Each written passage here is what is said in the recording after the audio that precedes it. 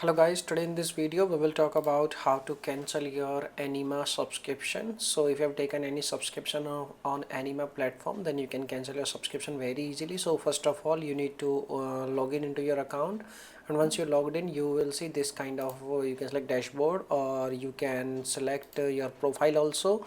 And if we talk about when you click on this option, this window, like my teams, when you click on my teams, it will show you this kind of window, and you can select setting option, and you need to scroll down. And once you scroll down, you will see members, manage your team, and all plans and billing. You can see plans and billings. You need to click on edit, and once you click on edit, you will see there is an option like subscription, like manage. You need to click on manage, and over here you can cancel your subscription very easily. Okay, so this is the method by which you can cancel your subscription very easily. So if you're facing any issue, you can make a comment. I will reply you very soon, and thanks for watching this video. Bye bye.